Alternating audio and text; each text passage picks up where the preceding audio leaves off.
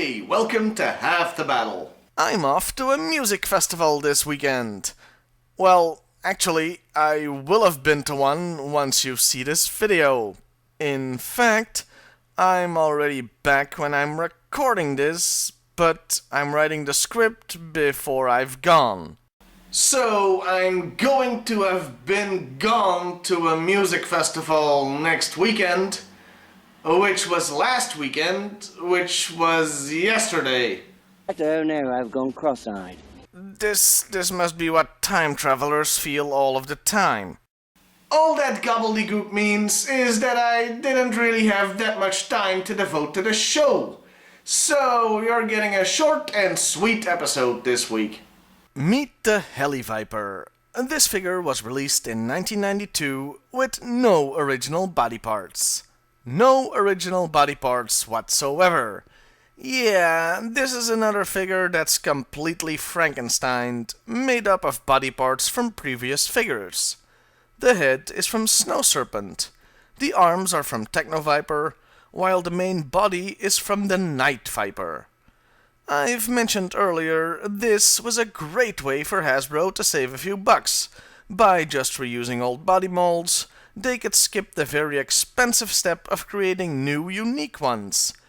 In this case, though, they really should have splurged on a new head sculpt. The Snow Serpent head is just too distinct, and it bothers me when I look at it. Now, let's state the obvious. This guy sure is purple. Purple pants, purple chest, and a big purple helmet. Excuse me for a second. These are all the dick jokes that I could have used on this episode. I'm not gonna, because I'm gonna be classy for once. You're welcome. So yeah, the color scheme is pretty basic.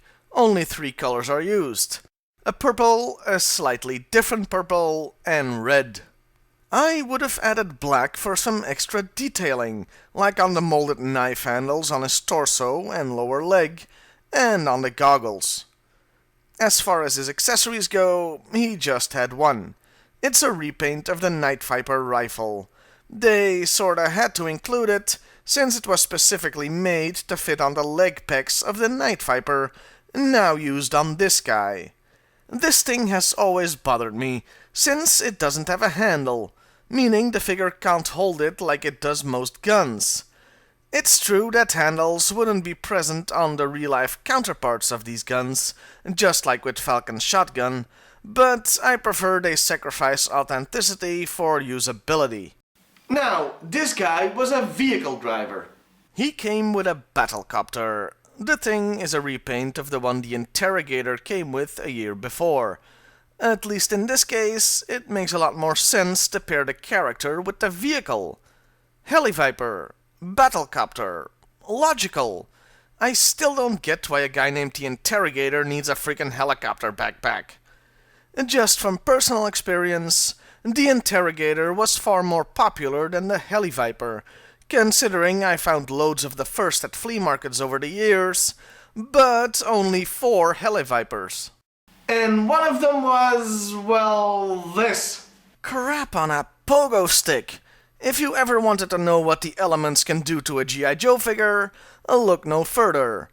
This guy must have been stuck on a roof or in a sandbox for years before somebody found it and decided, yup, I'ma sell this at the flea market.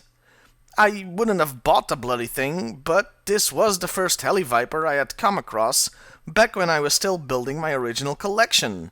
This particular toy does make for a good example of how difficult it can be to find a mint condition version. Apart from the discoloring, you should note the pegs on the leg have snapped off. This is incredibly common with this guy, since a kid is supposed to strap him to a helicopter that really flies. And since what goes up must come down, this toy crashed to the ground often. Exactly the kind of conditions that are not really ideal for small, easy-to-snap-off pegs. And this was the only toy of Heli-Viper ever released. He didn't even get any love in the anniversary or collector's club lines from the years 2000 on. There's no cartoon or comic section this week, because even after hours of research, 2 minutes on Google, I couldn't find evidence of Heli-Vipers ever showing up in either. Yeah, there's a reason that I picked this guy to talk about this week. So, for the character, let's start and end really with the file card. And goddammit, this is yet another one of those best of the best of the best of troops. The card says they are the elite of the elite in Cobra aviators. Huh. The elite of the Air Corps are the Stratovipers, and the elite of those are already the Astrovipers. Both of these figures predate this guy, by the way. So, that would mean Heli-Vipers are even more elite than the frickin' astronauts. That's right. In Cobra, it takes more skill and, eliteness to pilot a dingy little helicopter backpack than to go into outer frickin' space. You know, I'm getting a little sick of this best of the best crap that seems to crop up in Cobra's file cards. I mean, just off the top of my head, the following troopers have this best of the best, or words to that effect, on their cards. Crimson Guards, Snow Serpents, Astrovipers, Stratovipers, Heli-Vipers, and Ice Vipers. I could go on, but that would mean doing some research. And like I said, this review is sort of a softball. If everybody in Cobra is elite and special, then nobody is. These cards are starting to read like it's everybody gets a trophy day at the Cobra Recruitment Center. Hey, I can play ball. I'm a review viper. Yeah, I'm just gonna call myself that. I'm the best of the YouTube vipers. Just like every other reviewer out there. Anyway, enough of that tangent. The card goes on to say that to become Heli-Vipers, recruits must do complex aerial maneuvers while unarmed and blindfolded, while getting shot at. Any candidate that doesn't pass this part of the training is out of the program permanently. Holy crap! I may have to retract my rant from earlier. This is one of those rare times when the file card actually sort of alludes to people dying. These guys are really hardcore.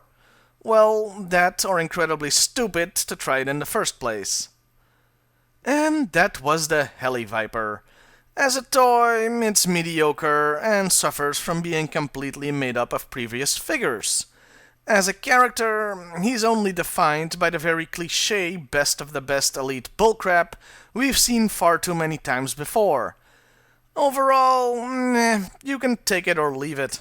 Well, I'm off to the festival.